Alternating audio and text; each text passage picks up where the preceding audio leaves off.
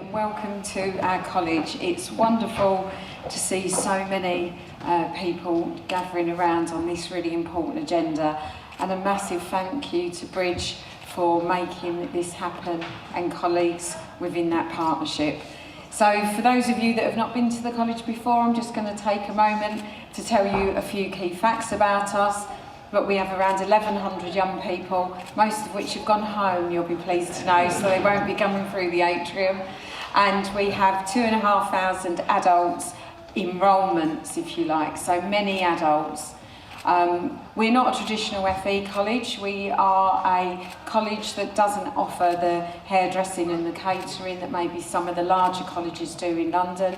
But what we do offer is business, digital, creative industries, health and social care, and sciences, applied sciences, and we really are tightly aligned to the priorities of Central London Forward and what the borough needs.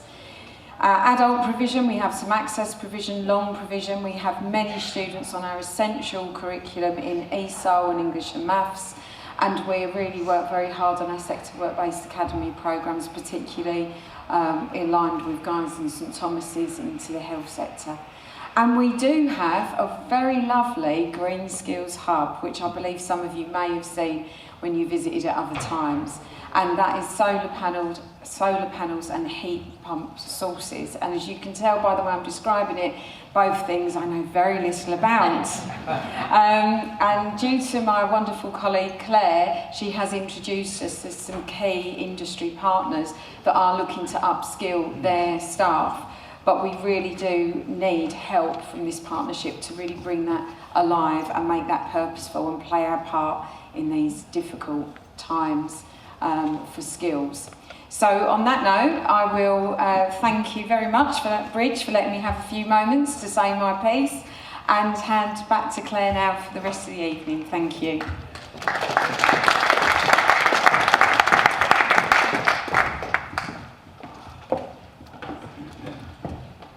You'll have to forgive me, I have to put my glasses on because I can't actually see what I'm looking at. So part of today is that we are very pleased that Lord Hunt of Kings Heath, Minister of Energy Security and Net Zero, has come to see us today and to give a few words on here. So if you'd like to come up. Okay. Thank you very much. Good afternoon, everyone. It's a great pleasure to be here to come to celebrate the really this developing partnership between the FE sector and employers at such a critical time for our country. So I'm a minister, as you heard, in the Department for Energy Security and Net Zero, and like every other government department, we're involved in intensive and friendly discussions with Her Majesty's Treasury about the next spending review. And I mean, it's no secret that the public finances are under huge pressure, and nor is it any secret that we're having to find a great deal of additional resources for our defence. And what is clear to me is that the only real way forward in terms of the public finance and the way we're going is to grow the economy. And we can't grow the economy unless we have people with the skills to enable us to do it and to improve our productivity levels and investment levels. And that for me is why what you're doing and the partnership you're achieving between the FE sector and employers is so important in identifying the skills gaps, promoting programs to deal with it, ensuring that you respond to diversity, and of course for me, I'm very excited by your Green Jobs Hub as well. As far as my department is concerned, we're leading the charge in terms of energy, both in terms of securing our own energy security, which is basically about weaning us off the vagaries of the international oil and gas markets, which after the Russian invasion of Ukraine has led to huge volatility and increases in prices. but it's also about the journey to responding to climate change, which is why we pledged to achieve clean power by 2030.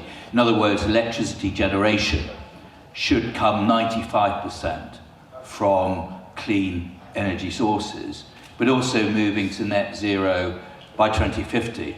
Now, it's hugely challenging, but it is an amazing, fantastic way to grow the economy.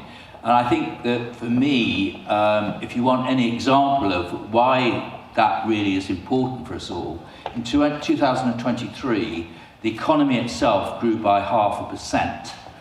The green economy grew by 10%. And the CBI, in a report only a couple of months ago, reckoned that there are now 950,000 people working in the green sector of the economy or in the constituent supply chain.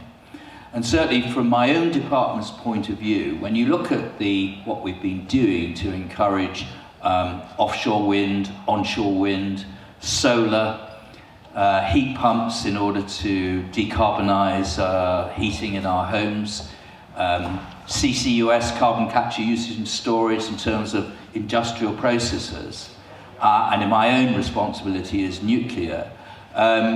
There's a huge amount of work that is being done, but we need thousands and thousands of more people working in the sector. For instance, in nuclear, between now and 2030, we need at least 30,000 more people working in the sector. Going up to the 2040s, many, many more than that. It's the same with wind, it's the same with solar.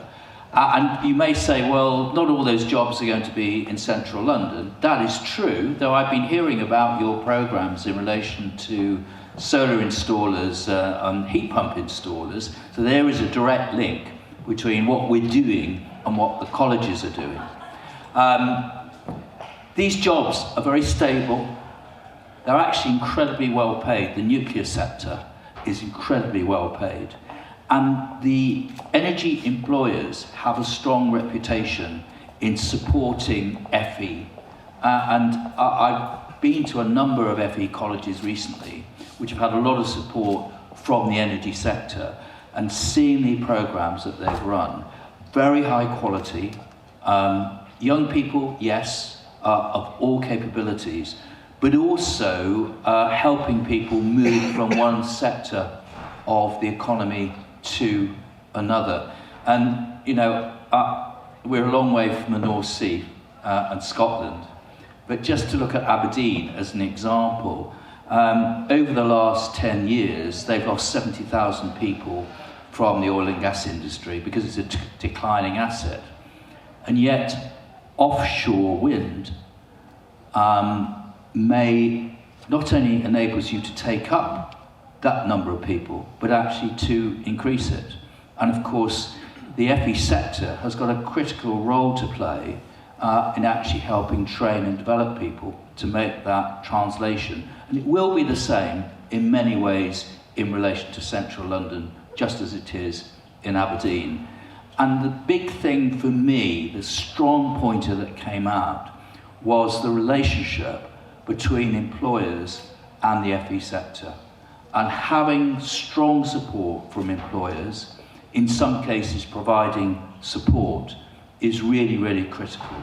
And that, for me, is what this partnership really is all about, ensuring that people are given a real opportunity to develop their skills, but to do that in a way which meets the needs of employers. And that's why I think from the government point of view, I'm so glad to be here, to lend my support to what you're doing. And hopefully I can come back in a few weeks' time to learn more about your Green Hub, because I do think, and this is a big message from my department, that this is a sector that is going to provide thousands and thousands of really good, high quality, well-paid jobs for the future. So thank you for listening to me. It's great to be here. And, you know, all power to your elbow in taking this great work forward. Thank you.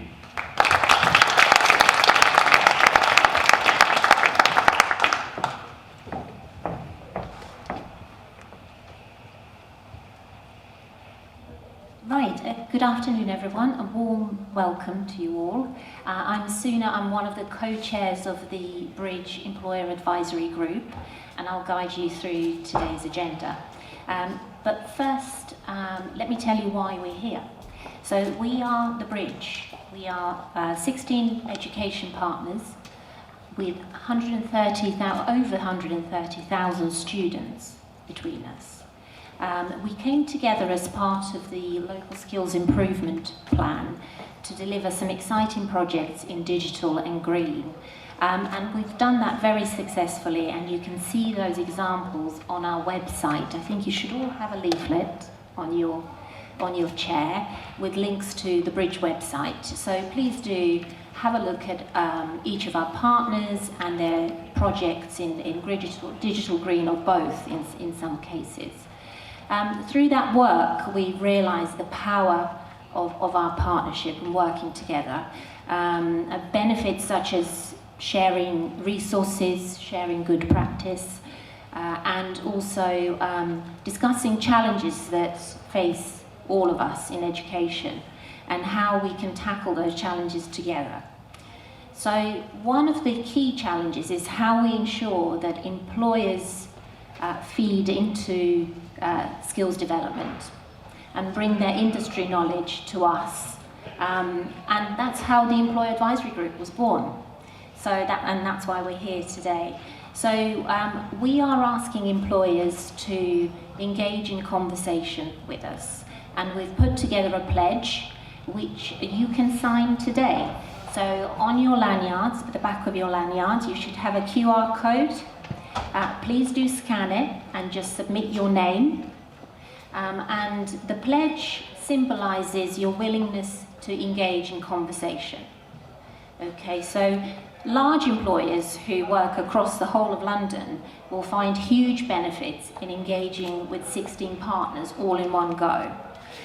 Smaller employers will want to engage as much or as little as they can, but your feedback is critical. All of your feedback is absolutely critical in ensuring that our training is tailored to industry need.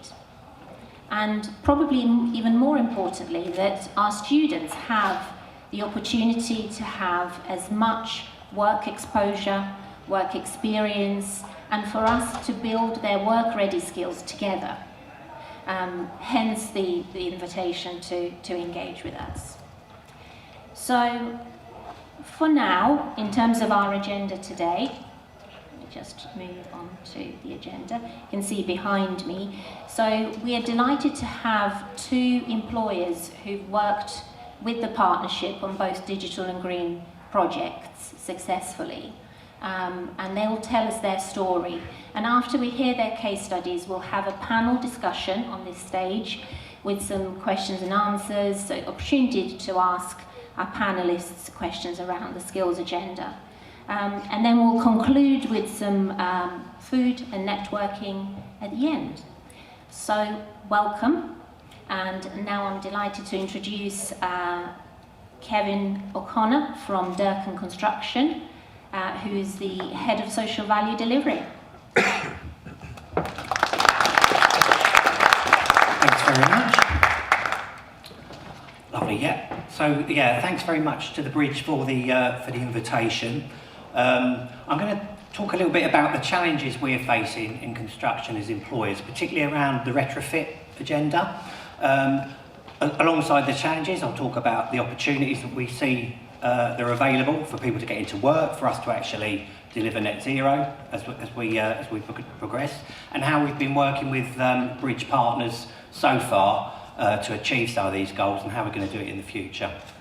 So to start off with the challenges, I think we're all aware probably that anyone who's got any idea about the construction industry, we've got massive skills gaps. It isn't just in retrofit, it's across the board. So in terms of challenges, look at that. Retrofit in 29 million homes will require a workforce of 250,000 to 500,000 by tomorrow, basically.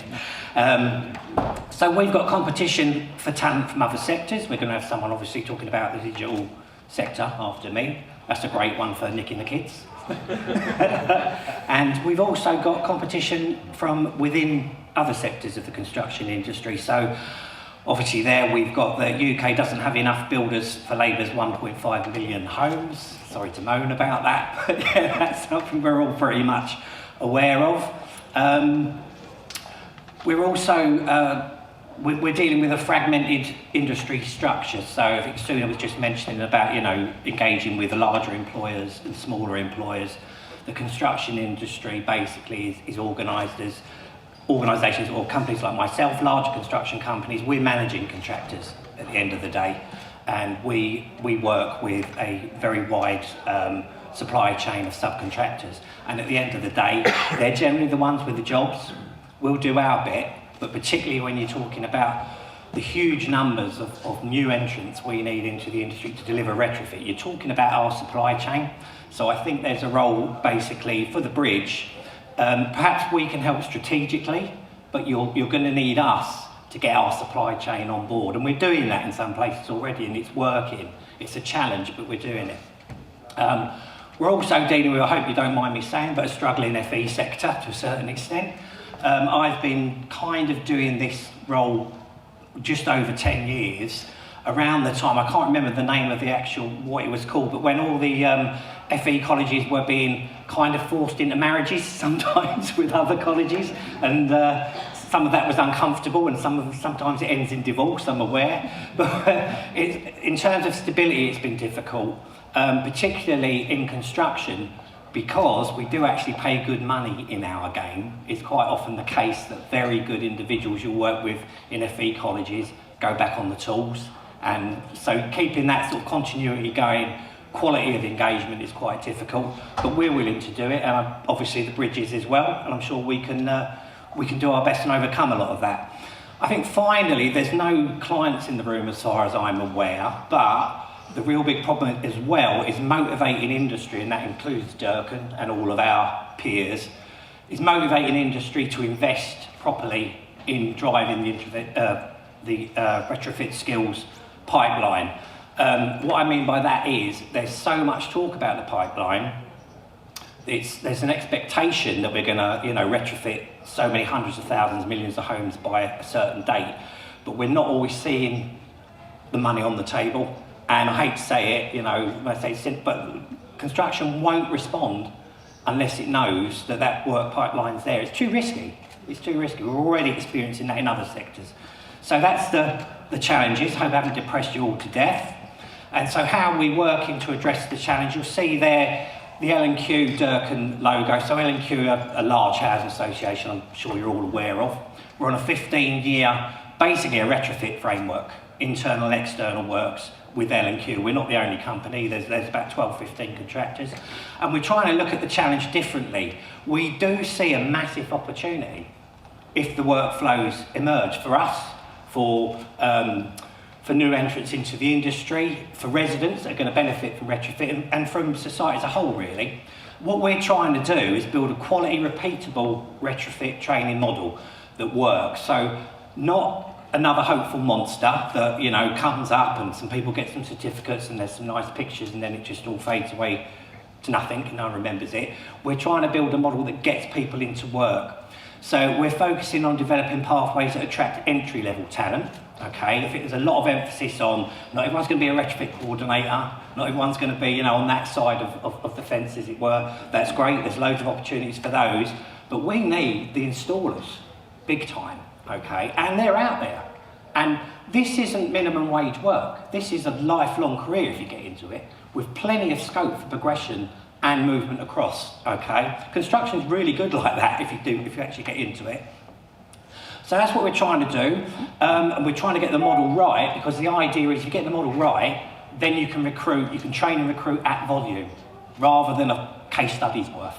Okay, and I've done it, so I'm as bad as everyone. You know, we've had some good outcomes, but they didn't go anywhere. We're really trying to push this as a volume model. We're trying to build momentum, and L&Q, that's probably one of the reasons I name checked then, is they're really trying to push cross-contractor partnership. I'll say a little bit about this in a second. It's difficult. We still see each other as competitors, but if we work together, the range and the scale of opportunities that become available increases by orders of magnitude. And I think that's something we've got to get over. And I think, to be honest, I think in construction companies, that needs to be addressed up the chain at boardroom level. They're pushing a lot of lower level staff into some of these initiatives, and it's not really got the backing it needs to become a genuine positive outcome. But our key goal, and I keep saying this, our key goal is to move towards guaranteed job opportunities. Whatever we're doing within the Bridge partnership, with other training providers and other organisations, we're trying to move towards the point where whoever goes through a programme successfully and completes a successful work placement, they get a job, not a certificate and a picture, they get a job, okay? Easier said than done, but that's what we're trying to do. And again, if we're going to address that numbers challenge, we're going to have to do it. So who are we working with? We're working with New City College. We've got a brilliant relationship with New City College. It's really refreshing, actually, the quality of interaction we're having with the New City College. We're running work experience programs with them at trades level. They've got cohorts of BTEC level 3 students that we're getting involved, and we've just started with T-learners as well. We're specifically getting them on fabric first retrofit projects. So it's not just random building projects, it's all retrofit. Internal wall installation, external wall installation, for those of you who haven't come across that, recladding projects, windows and door installation, passive fire protection. All trades are crying out for skills and specific skills, and we're trying to funnel the learners at New City College specifically into those kind of experiences. We've got a 15-year framework with L&Q, so what we're hoping is that's got the longevity to keep evolving this model, perfecting it, and I'm convinced from the successes in the past, they sell themselves. Once people know it is jobs and it's not some private training company's funding that they're helping, they actually come to you rather than you having to chase them. We're also working with South Thames. That's a bit new, a bit more of a recent development. In fact, this morning we finalised our first work experience programme with them at the Alton Estate in Wandsworth. We've got Matt Walker over there, really keen to work with him. Kind of reinvented what they call the multi-trades qualification. Traditionally, that used to be our AN other. They're not good enough to be a plumber, they're not good enough to be a sparks, whack them on the multi-trades, right? Didn't get them anywhere, okay?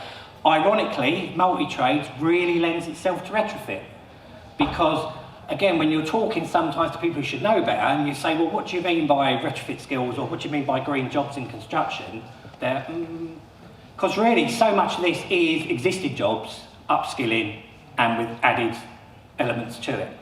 But if you can get the new entrants in on a multi-trades basis, and you're telling them about PAS 2035 from day one, you're telling them about the requirements for quality installation and compliance, they're just getting that idea from day one, then you've got a mouldable cohort of new entrants that can fill so many of these roles. Okay, so that's what we're trying to do with South Thames, and we're looking forward to that. We've been working with the Skills Centre across London, probably for about a year and a half.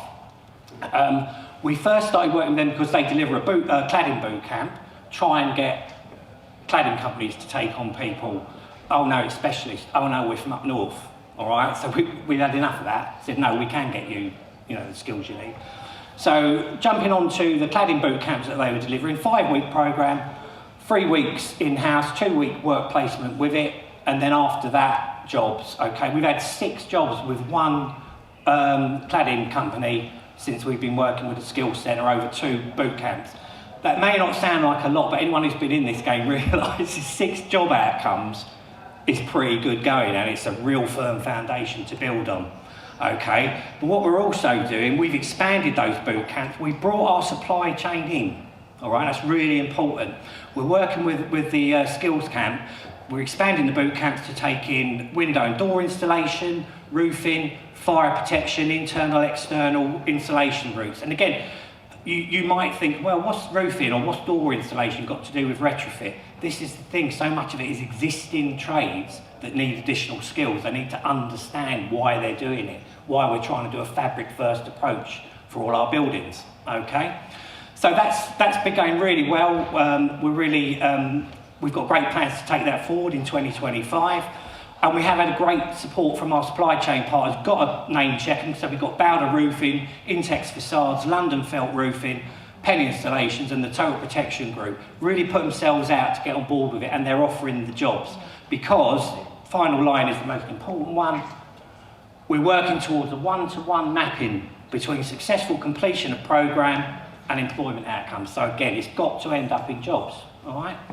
Potential of positive outcomes, and this is a bit more about, I think, generally, not just the construction industry, and it's no surprise that the headings there add up to ESE, so environmental, social and economic, the social value outcomes we're all looking for, okay? So environmentally, if we fulfil, if we meet the challenge and we get the retrofit done, we get that pipeline on the go, potential for huge reductions in carbon emissions, but also resource consumption as well. So we work with charity Groundwork London, they've got the Green Doctors, so that when people get their new technologies put in, and they're all fabric first, you know, they're insulated, we send them in to do an audit with the residents to explain how to use that technology to, you know, at its optimum.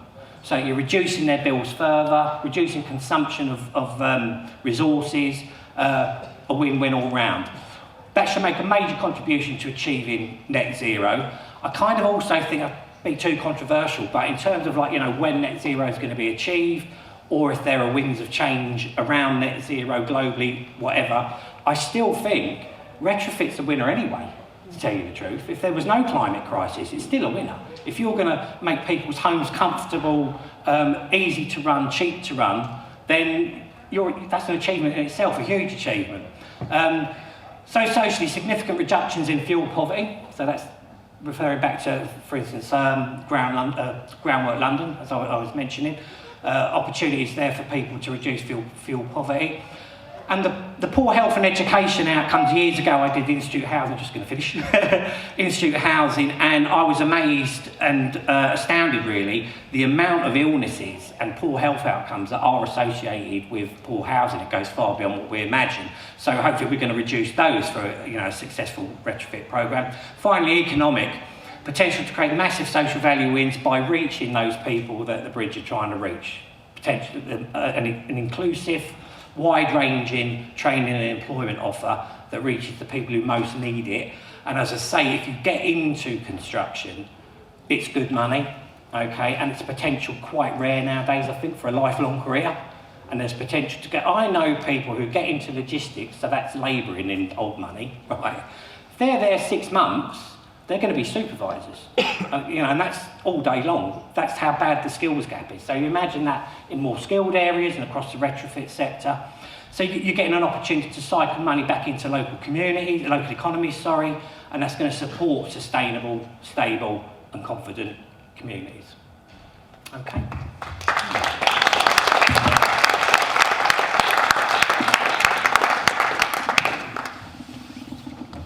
Wow, thank you, Kevin. Fascinating stuff. Good evening, everybody.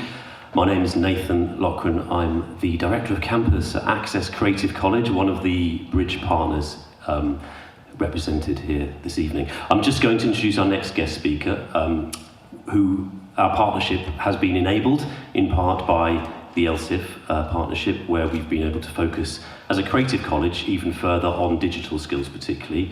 We've had dipped our toes in some green initiatives as well, but we've really been able to do some positive things with green. So I'm delighted to introduce Florian from Moses.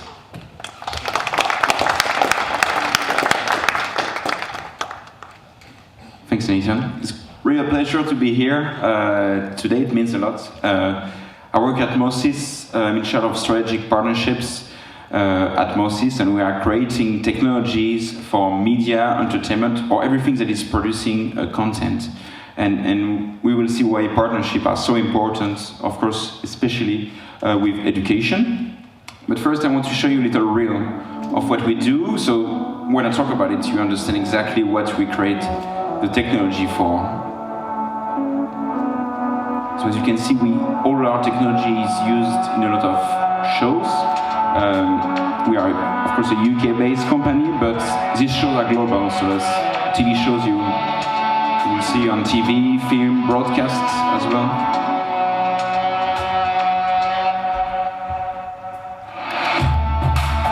Strictly Condensing, we are doing all the technology for that to have all these graphics in real time. But we will see what's behind that now.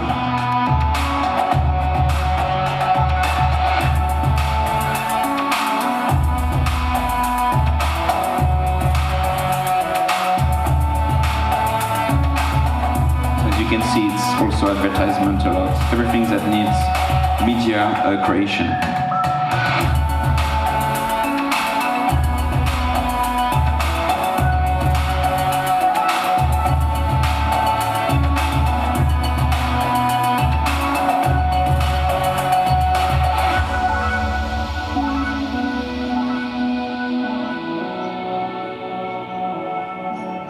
Okay, so there you go.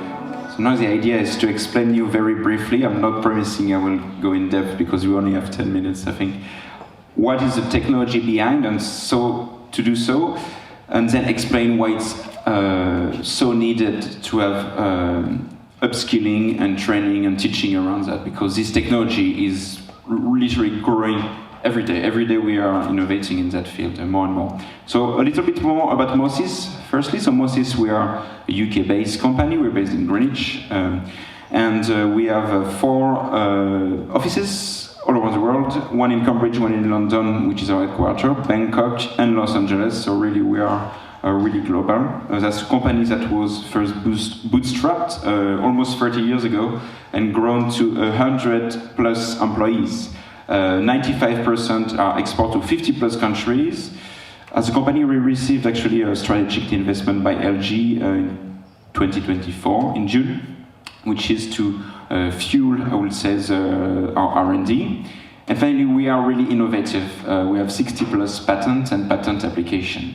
And we will see that we need, go back on that for a minute, we need that much innovation if we want to be competitive in media technology. So first of all, I want to explain you very briefly how all of this is working. So to be able to see everything you saw, which were graphics, either for broadcast or you've seen all these popping graphics or the background in real time, it's all relying on hardware and software. And the main hardware, actually, first of all, before that, I will show you how it was before to do that in real time. That's a project we worked on in 2013 for the movie Gravity. The idea was to show that they were, the astronauts were of course in space, so we had to, of course, fake that in real time. But you see the complex machinery behind that. There's a big robotic arm, an industrial arm, and our robotics at the top that was controlling the lens and the camera to be able to achieve that in real time. It was quite groundbreaking at the time in 2013. But now you can do the same thing, and we could do it here, and actually we do it. And I'll show the example of what we did together with the students at Access. And what really simplified it is what we call the star tracker. So you see these little dots on the ceiling? There are stickers we stick on the ceiling, and this camera mounted on the camera allows us to, when you move your camera, you see the background move in real time behind the actor. And thanks to that, we can do real-time visual effects. Before it will be done in what you call post-production, and you have to edit it for days and months, and it takes a lot of time and effort. Now it's done in real time, so you don't need all that. Doesn't mean you don't need skills in post-production. It's just shifted to pre-production to be more efficient and to be able to just skip to that. Okay, I'll come back to that after. To be more efficient. But thanks to that also, it means if you have a smaller budget as a creative, you can achieve much more. And of course, by streamlining all that, we are reducing drastically our travels, our expense, and it's really has a really positive impact on the carbon footprint. And of course, it's really important also with the Albert in place. It's really important to be in track of all that when we are producing. I wanted to show you another thing, which I think is also very cool. It's something, the technology we have at Moses that is motion capture with no suits. You might have seen before, you know, a performer wearing these suits with balls on it, and it's all tricky to wear. You don't need these suits anymore. So as you can imagine, it's suddenly opening so many technology. This technology is opening so many ways to create. And you see, so at Moses it's a lot of different things. It's hardware, as you can see, on which we have our robotics, it's the hardware for the tracking, but also the solution itself to equip such a big broadcast studios, you know, like BBC, Sky, for example. It's not just the hardware and the software that we develop, it's of course the skills around it. And that's why we I like this because it shows, it comes from the hardware, but then that's creating new skills, that's creating new jobs as well, a lot of new jobs. And we see that it has to be an ecosystem between industry, education, and creatives such as productions, and they have to talk to each other, and they have to understand the needs of the industry and the skill gap it's creating. It's really important today to use this technology also on the creative side of things, especially in UK and in Europe, because as we know also AI is growing a lot. But it doesn't mean that we cannot use it, for example, as I showed, to do motion capture, for example, or to create some realistic background. But there is also the generative AI on the content itself, which is creating from A to Z, like a complete, let's say, film in AI. So how are you going to be competitive as a creative against that, or not necessarily against, but when there is a choice to make, then you need to be able to embrace this technology and be upskilled on this technology. So that's why it's so important to bridge the skill gap, to be able to be much more efficient without reducing the creativity, but to be able to do that. So that's why we see that there is technological element and then bridging the skill gap element. So it's really important for us at Moses. That is why, in the first place, actually, we developed an academy. It wasn't, we are not education provider, but that was needed when the technology arrived, because suddenly our customer needs to be also empowered in using the technology. And that's a new skill. It's not something we've been teaching for years. It's completely new with the technology.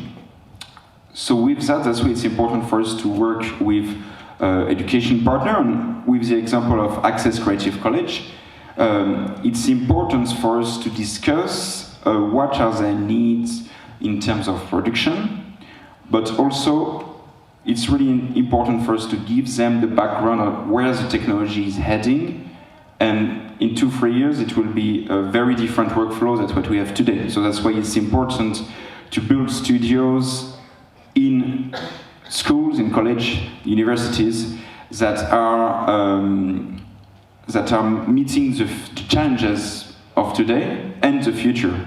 Because some productions, some studios themselves don't even know necessarily what is the best, I will say, infrastructure for building the studio. And we know it because we know where it's heading as a hardware and software manufacturer. So that's why it's so important. So that's a great example of our first collaboration with Access College. We discussed for a long time, like what, for example, for first understanding the curriculum, what needs to be, what they need to learn, what the students need to learn, and then showing you as well where we think it's heading and what is great for them to come back home with and be certified. And then we discuss the technology together as well, and to be able to equip the space and to have the most efficient technology. And I think it worked really well. And worked so well that we also had students coming at Moses in placement, and all of them, they all had, I remember we came with Michael, our CEO, and we were meeting the students, and we kind of, I know that Michael likes to do that and ask them like, what do you study now? Where do you see yourself? What do you like to do? And sometimes you will have no answer, but sometimes some are already, they know really well what they want to do in general, but not very in depth. And then having them coming to visit the office, it's really making a difference, because then they can see and understand what's new and really understand what they like. And then having them as an internship also makes a difference. I take the example of Mika, who was doing his during T-level work experience with us, and which is really interesting because he started with something that is completely different than he's doing today, actually, which is really great. I think we really like that at Moses, because you come in thinking you are going to do that, and then when he saw the workflow of virtual production, which, as you saw earlier, is completely new. It's not And with the teaching he had, suddenly he felt that, well, it's a bit more what I want to do here. And at Moses, because we are developing constantly and we are all about research and development, we have space for this kind of change in career. So especially when you're just starting, it's so important to feel like you're doing what you love. So that was great. I think Mika says providing flexible opportunity in various fields. So that's really good to see that he's happy with us and it's working really well. And something really important as well that we did with Access, and that is really needed, I think, is that you came to us to also film in the industry, at the offices actually, and in the studio, a full sort of behind the scene of what's happening here.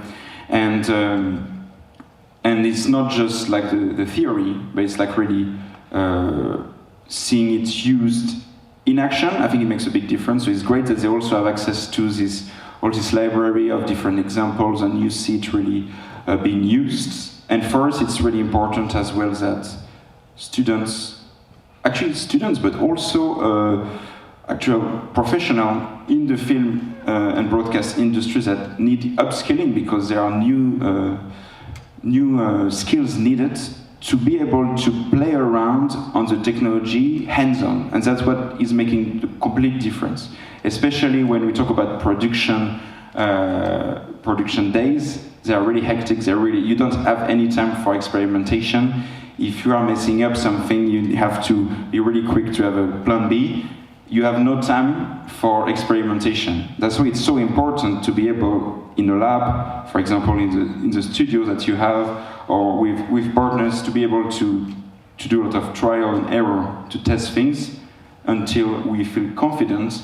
And then for the students or for the person who's been skilled to come on set and having prior to the shoot, being able to use the technology hands-on, that's completely different. They feel much more confident. So that's why it's so important to have this partnership and to discuss all together as well between education, industry, and to be able to be a leader in media and entertainment technology for the coming years. So I'm looking forward to talk with all of you, and thank you so much for your time. Thank you.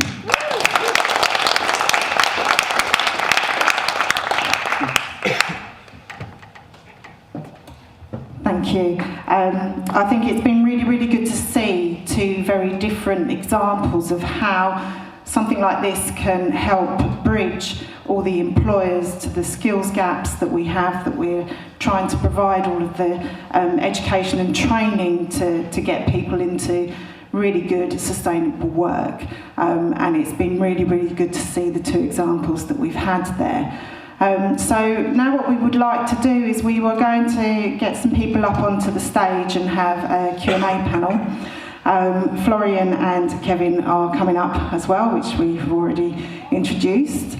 And we have Nathan from Access Creative College, and Edward Richardson, you're from Business London, welcome, and Fernandez, who has been a T-level Student of the Year on here. So welcome. I think as we've already had a presentation from you, I'll pass in there, but if you'd like to introduce yourself. Thank you very much. Ed Richardson, Programme Director for People and Skills at Business London. Yes, Nathan Lochran, Director of Campus, Access Creative College, London. Hi again, Florian Gallier, in charge of strategic partnerships at Moses. Fernanda Vargas, level 6 degree apprenticeship at IBM, doing AI and analytics. So we'd just like to open the floor to any questions that anyone may have. On here, I think, where are we? I can't see now. Vic, you had a question for us on there. Yeah? I thought you wanted me to handle the microphone. The mic's just over there. Sorry, we've got to juggle just two mics here. I was interested, obviously, what we're focusing on with the Bridge Partnership. is developing, trying to meet the need for skills in green and digital, as we've been saying over and over. So I just wondered, from a Business London perspective, how you see that gap being met, and in terms of government initiatives and so on, what your views are on that. Yeah, very happy to take that question. And just to briefly introduce Business London, for those of you who aren't familiar with us, we are a London-focused, as the title would suggest, business organisation with about 170 members, making up all of the sort of big sectors in the London economy. Our mission is to make London the best city in the world in which to do business, working with and for the rest of the country. And over the last 3 years, we've been really, really proud to lead the development and delivery of the London Local Skills Improvement Plan. We've worked very closely with many of the organisations and partners in this room, and we've come up with what we think is a really clear, business-backed blueprint for how we really shift the dial on skills in London. I think in terms of green and digital skills specifically, we're seeing some really good examples and really good outcomes, I think, in terms of more firms working with training providers, with educators, things like more kind of co-design and co-delivery of courses, and really kind of refining that provision. We're seeing, particularly through the LSIF, targeted capital investment in digital and green, and we have been very clear from the outset that digital and green are two of our 5 kind of cross-cutting priorities in terms of skills needs across London. So we've been very clear of that. I think as we move forward, we're really, really proud and pleased that the government has confirmed that LSIPs will continue as we move forward, and that's going to have a kind of more formalised joint working arrangement with the GLA. Quite what that looks like and the mechanics of it, I think, is still to be determined and will be determined in the months ahead. But we're really looking forward to sort of renewing that partnership, because I think a lot's been achieved, but actually there's still a lot more to do. And we look at the stats around the labour market. London is that really that beacon for kind of global talent, but actually there are still huge challenges in terms of lots of people locked out of opportunity. So I think plugging them into areas like digital, areas like green, and building on some of the work that's going on at the moment, I think is a really exciting opportunity. Can I ask you a follow-up question to that? just a quick one. While you're there, so that's great. I mean, obviously it's a very positive message, and it's really good to hear that. And obviously from the Bridge Partnerships perspective, we're building something here which is collaborative. People are working together. We've got the foundations of something that's great. Have you got any advice for us in terms of how you feel we should plug into, how we should move forward in terms of working with Business London, for example, or just generally? Well, I think there's kind of an immediate next step, which is a bit of a shameless plug that next week we've got our London Employment and Skills Summit at the Guildhall. I know many people are coming along. That's a really good opportunity to kind of celebrate the work of the last 3 years, but also a bit of a look ahead as well. I think my message is we're open, we're very keen to collaborate moving forward, and as we look to sort of renew this partnership, I think there are over 40 actions in our original plan, which was published at the end of summer 2023, so we're about 19 months in. Some of those we've seen some really good examples of progress. So, for example, the creation of kind of Grow London Local as a sort of SME support hub. That's a really tangible, positive example of progress. But there's still, I think, more to do, and actually we want to be innovative. We want to get stakeholders and partners involved. So that's really would be my message. And I think just one final thing would be around when it comes to kind of getting employers involved in this. I think it's about kind of making it as accessible for them as possible, because I think obviously we often hear employers talk about their challenges with skills gaps, but they really, I think, struggle to engage with the skills system. It can be seen as quite arcane, quite complex. So kind of making it as accessible to them and being kind of clear what the benefits for them are in terms of outcomes, that's vital too. Thank you. Thank you. That's been really, really informative, and we'll be at the summit on Thursday. Just handing over to Jackie. Thank you. That actually leads exactly into what I was going to ask. Jackie Chapman, Capital City College. The two employers on the panel.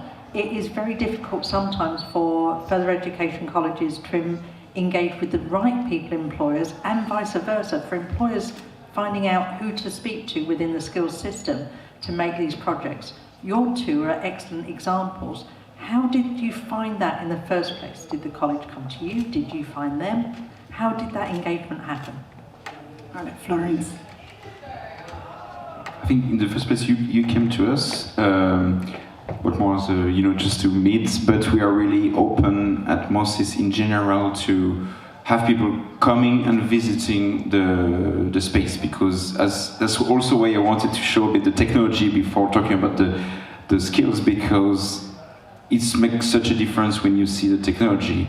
I mean, from that we started conversations, and it made sense, I think, to understand on our side what were the needs of your teaching, because there will be different for every college or universities. There is always a base, of course, but every teaching is unique, which is great, because depending on where you're going, you're gonna have a different teaching. But for us, the technology is the same, but there is some stuff we can emphasize on or not, depending on the curriculum. For example, knowing you want to work more in film, or we think, we should know more about this technology, you should have that in your study. If you want to work more in broadcast or marketing, that's a bit different type of media you will produce. If I'm saying that, it's because I think with this discussion, it was leading to understanding each other's needs. And yes, I think you came in the first place, but I think then once you visited us, we came back and say, actually, we have all these possible summer placements, these internships, and we have these specific projects and research and development where we are engineers, as in we create the technology, and that's what we're good at, but we not necessarily have the time to experiment with it on a creative level. So that's so good to have this partnership. So I think that's how the conversation started. I don't know if you want to add a bit more on that.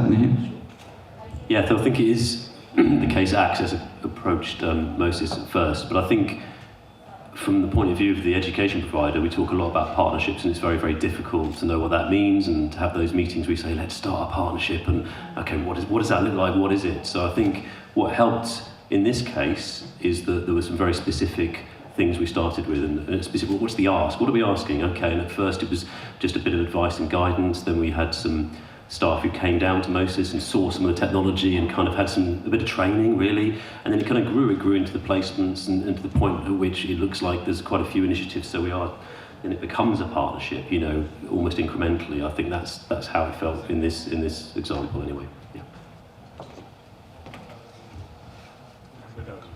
Just give that to Kevin to give an answer. Yeah, ours was actually the exact opposite of that. We approached the colleges.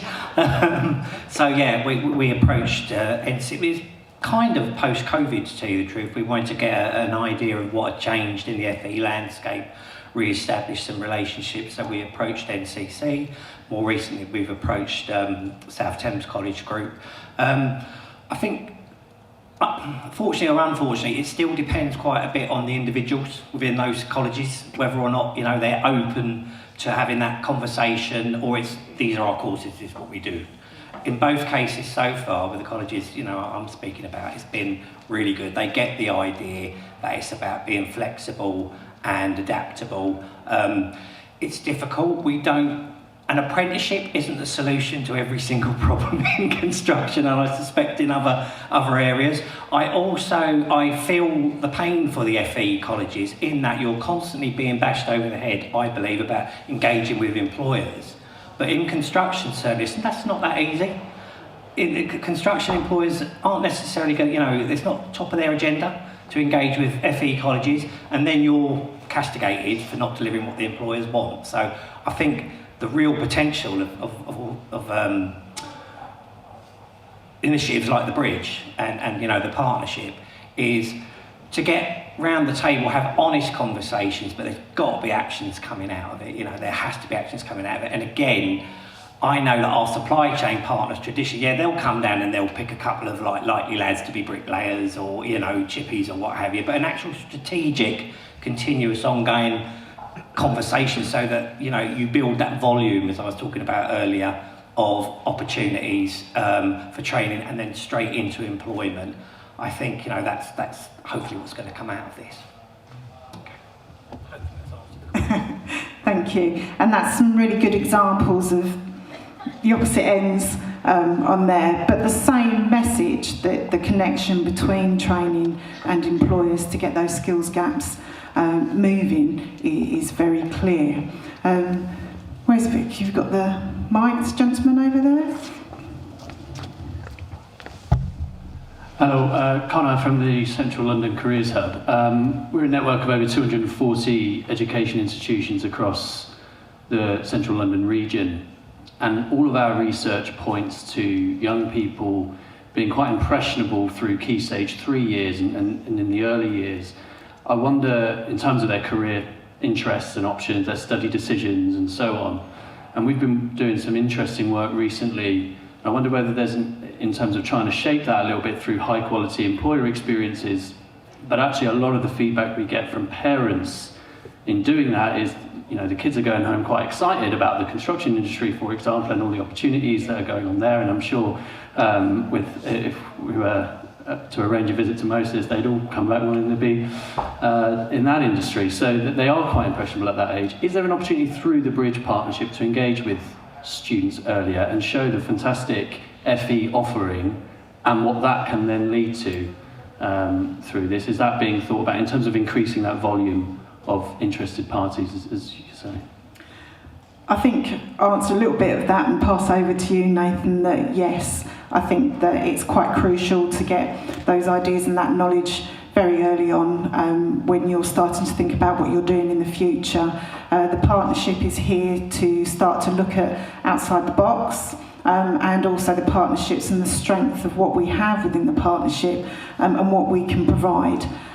There's flexibility here, and you know, everybody has something to play in the partnership, and as there's 16 partners, that's a big area. But I'll pass over to Nathan to add on to that.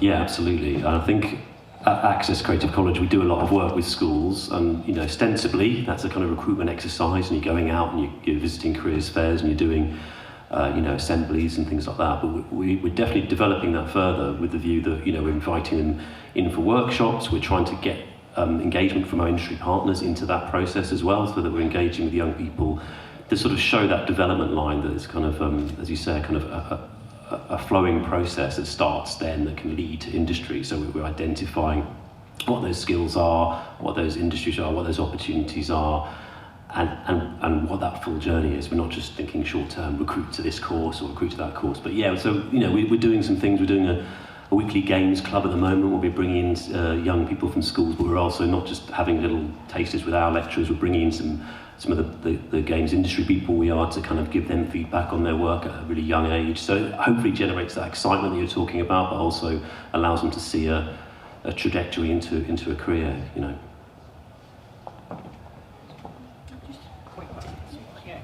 So I think in construction we realised a few years back that, yeah, it's no use schools, it's no use inviting us to see what we used to call upper sixth. You know, just before they're off to university, and they've got a really pretty good idea what they're going to do. Thanks very much. You've had the pretty well recognised, I think, prejudice in education system as well against apprenticeships and against going into industries like construction. I honestly think that's changing. I think particularly with the advent of degree apprenticeships, for instance, and the fact that people aren't going to come out with 50 grand's worth of debt, that's a big hook in. But in terms of getting into learners early, yeah, we're engaged at primary school lesson. A bit of a kick to my own industry here. We're probably the only industry in the world that goes, get into construction, it's brilliant, get them all fired up. They come to us at 16 and we go, get lost to your 18, you're too dangerous, all right? Clear, like, urban myth, it is not illegal for a 16-year-old to be on a building site. A 16-year-old does not need a CSCS card on a building site. They're covered by the main contractor's insurance, all right? And I think that is a little bit of a, saying it's pushed by a lot of contractors. Don't get me wrong, the logistics of having numbers of younger people on site at that age is quite difficult, yeah? But we do have young persons risk assessments, it can be managed. I think to do that at volume again, and I'd love to do it, right, because I'm 60, right, when I was 14 you were working on building sites, that was that, right? So, but to get, and they love it as well. We've got a big supply chain contractor, O'Halloran and O'Brien, shout out to them, they do groundworks and reinforced frame specialists. They've got a big training academy down in Gravesend. We've taken 3 lots of kids from a PRU down there. They get a taster of and they're nuts about it. They want to get into scaffolding, for God's sake. Who wants to do that? but yeah, so I think to actually achieve that at volume, it means spreading the load, which means cross-contractor collaboration, which means supply chain involvement as well, and perhaps a little help from our education partners as well to facilitate that. So yeah. So just to add one thing as well, which is about how Bridge can really facilitate that. The website which has resources, which is shared across the whole partnership. We have, interactive kind of metaverse, all kinds of things going on. Then I'm sure there's opportunities to extend that, into earlier years as well. Brilliant, thank you. Sam? Thank you. Yeah, I wanted to ask a question for Fernando. We're just talking about degree apprentices there, and Fernando, I know that you're at IBM and you've won a couple of awards around T-levels and an internal IBM award. Can you share a bit of your experience and how doing work experience helped you to get where you are now? So my work experience helped me very, very, very much when it came to applying back as a degree apprentice, as it really shaped my professionalism at a young age. So imagine you as a 16-year-old that had never gone anywhere apart from school, and then having to jump into the corporate world, very intense at a very young age. It really, really impacted what I wanted to do in the future. I was confused, I never knew what I really wanted to do. But when I did the work experience and when IBM gave us a chance, a group of 7 girls, that's where we found out what we wanted to do. That solidified my ambition to work in the tech field in corporate world. And that's what solidified my ambition to also work in the field of AI and analytics. So during our work experience, we were able to do a chatbot. They gave us a very interesting projects of implementing digital solutions as part of our digital T-level. So adding to that, I think it's also really important to have a really good curriculum for those people who are employing students as well. When you have a good curriculum, you're more likely to make them want to stay because you've really sold it to the students as well. And you can have those kids come back and become good ambassadors for your business and for the job they're going to do. So we were helped and we were allowed to create a chatbot for green as well, so even better. It was a green chatbot which you would tell it what to do, what to recycle, and it would come back, you should recycle this way, that way. And we had to create that. So imagine how much fun we had as students, how interesting it was for us to be involved in the field of generative AI at a young age. That's what inspired me to come back. That's what inspired me to be where I am now in the field of AI and analytics, generative AI. And because of amazing employers and people that were invested in what we're doing now, people that were invested into seeing the futures of other students and kids and seeing how that progresses, I was able to fortunately make it back to IBM. And in the field of AI, where now I'm involved with a lot of different roles in all industries, in financial services, in healthcare, and I get to see firsthand at 18 years old how all this applies to all industries. So I think it's so beautiful that all of you are standing here, all of you are sitting here listening and really be engaged with what Bridge wants to do today in this industry, because it's so important that more people like me become trained up, become good people, professionals, good professionals, so that we can go back into the industry, get into those fields that no one can get to, those fields that are very difficult to get into, and that we can do that at a young age. And as I've said before, this is like a fast pass. Who knew I'd get into this industry at such a young age? But because I had the people again, and I keep on repeating it, but I just think it's really important to get across the point that all of you right now are helping. All of you are helping change those lives that don't have any purpose. And for me, it took IBM, it took the employer, and it took really good teachers as well. And that communication, that constant communication from the employer and the teachers for me to have this amazing work experience and to be inspired into going into such a hard field. And yeah, I just want to add something.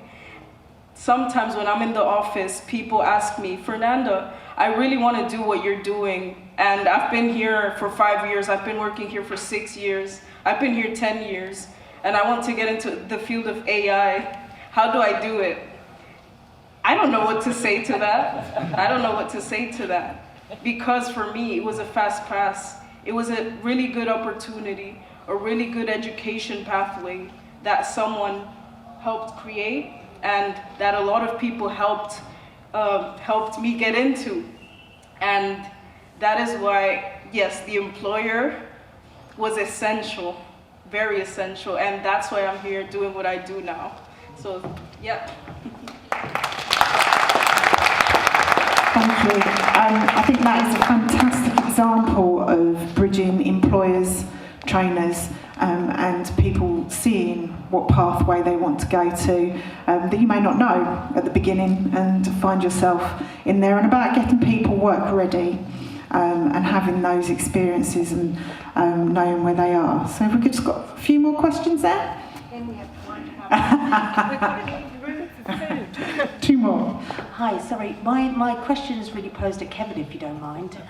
Given the catastrophic figures that we've seen in terms of the houses that we've got to build in this country in such a short space of time, as of yesterday, fantastic about the incentives for new talent entry, absolutely, celebrate that 110%. In terms of trying to address the skills gap, more agile, if that makes sense, what about the investment in existing workforce in terms of upskilling them with modern methods of construction, so bringing in the retrofit? So just some thinking around, just recently we've started to address the provision of solar PV installation for roofers. So this is where you get the cross-industry collaboration, so you get kind of 2 trades that would have sat alongside each other, coming together and sort of bridging that experience and giving that person the competency outcome at the end of it. So the key driver here is knowledge with a competency outcome, but that flexible and modularised approach. Now, we've seen some of this provision down in Kent at the moment, and we've had a special pot of funding through the local borough council. The courses are free. Our challenge is trying to get people on the courses to upskill, and it'd be great to have some more insights around that, how we can be more innovative about engaging with employers to bring their people to us, and this is in particular with sustainable energy and renewable technology, so your ground source, air source heat pumps, and that kind of provision to start to upskill people that are existing plumbers. So they've got the experience behind them, but of course in a heavy sort of SME world in that sector, time is money, quite literally, and they're not going to release somebody off the job for a day or 2 days training when they're losing hundreds. So just wanted to understand some more creative ideas around upskilling existing workforce. Well, I think, you kind of, listen, why am I sitting here? Because I work for a main contractor that can afford to send someone to sit here on a panel, all right? So, I haven't got myself a sack, but that's the real thing. So I think there's 2 things. You've got design and build sector, obviously, contracting, which is problematic in itself at the moment for main contractors. I think that's where the Green Labs are great. That a lot of the colleges are opening, instituting.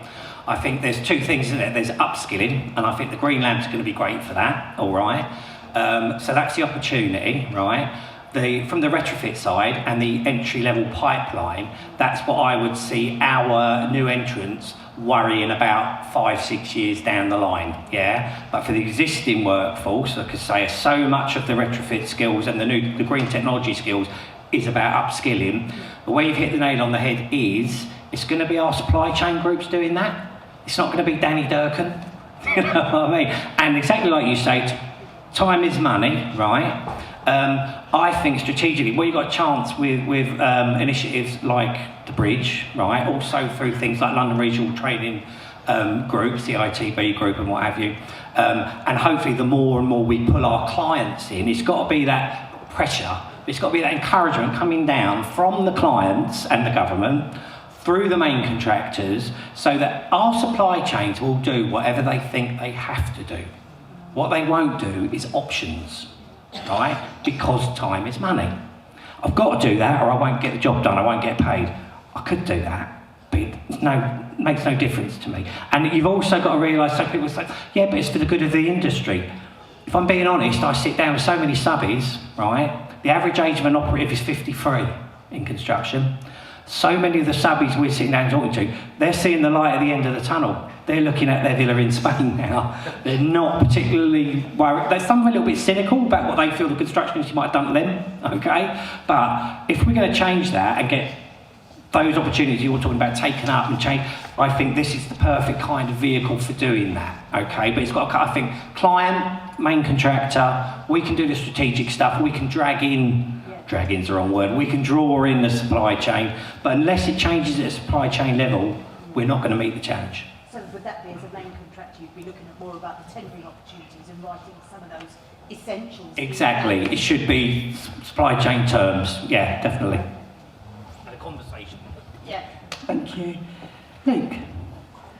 Hi, Luke McCarthy from the Net Zero Careers Accelerator. So we're more on the green than the digital side of this, but we're essentially a recruitment service entirely focused on net zero roles, and I guess we see ourselves as, I guess, bridging, sorry to use the word bridge, but it's a great word, this gap between education and businesses. That's kind of fundamental what we do, and we're a social enterprise, by the way.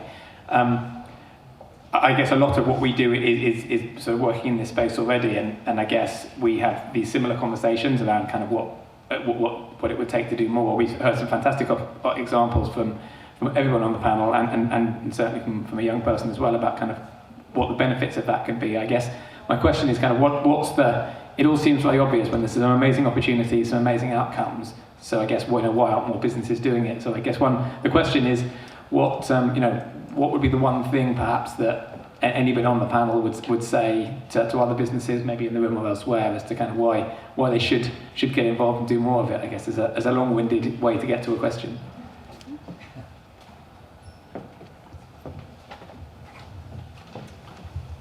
I think from our perspective, I mean, we have predominantly, we have sort of larger employers.